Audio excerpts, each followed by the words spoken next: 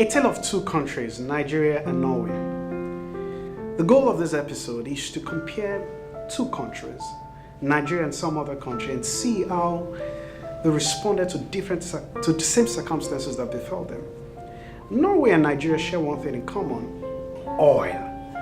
Nigeria struck oil in Bayelsa Oloibiri in 1959, and Norway found its own oil 10 years afterwards. Between the first barrel that was taken from the ground in 1990, Norway never had a provision for oil savings. Nigeria, between 1959 and 2004, never saved 1 naira out of the oil earnings. But Norway in 1990 decided to do something differently. They thought to themselves, this oil that we're exhuming from the ground is not self-replenishing. In other words, as we take it from the ground, it's not going to go back there. So we've got to save for the future. And they came up with what they call the National Savings Fund. Of course, today it's called the Pension Fund. Today, effective from 1990, Norway embarked on saving. And today, that fund is in about $1 trillion. That is about times 3 of the Nigeria's GDP. Of course, Nigeria in 2004, we managed to save something about $40 billion within 3 years. At the time President Obasanjo was leaving, under whose tenure we came up with the excess crude oil account. We decided to draw from that ECA, and gradually we took $1 billion today. The other day we took $2 billion, and we drew what used to be about $40 billion.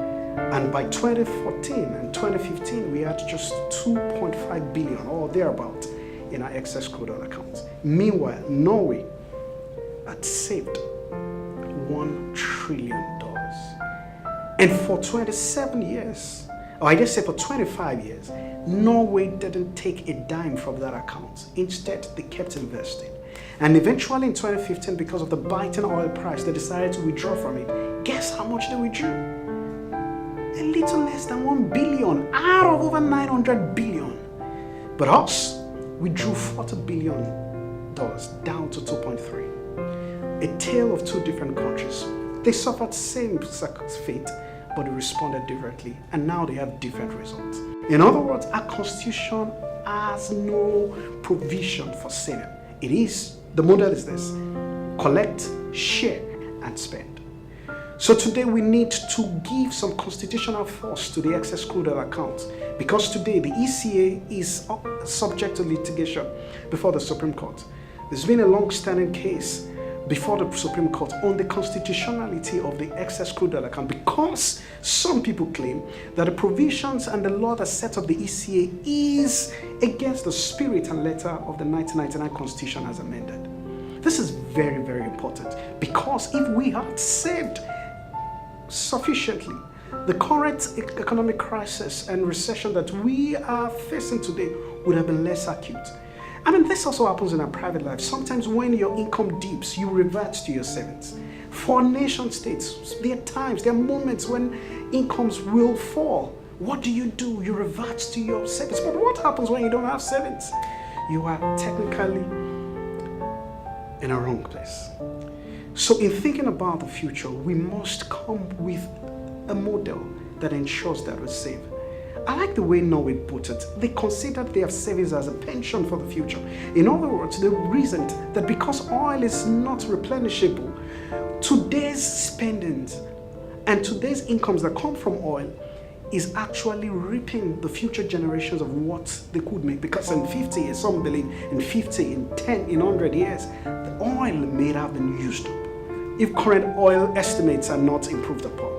So in conclusion, we have to make sure that this country saves, and we have to see that that savings is not touched except in dire circumstances. Because it's one thing to save, it's another thing to withdraw from it. So as much as we would enforce the provisions that mandates us to save, we also must have a provision that makes it difficult for people to withdraw. I know that under Governor Rotimi Amechi in Rivers State, there was some form of law that the state government had that mandated the states to save a fraction of the monies at hand. Of course, the legality and the implementation of that law is still out to do, is still up for debate. But the thought and the intent behind that simple piece of legislation has enormous value and can change a country forever. So, countries are not essentially necessarily the same. They may suffer similar circumstances or similar fates, but it is the response that matters, not so much about the circumstances that befall them. This has been Pathways. God bless you, and God bless the Federal Republic of Nigeria.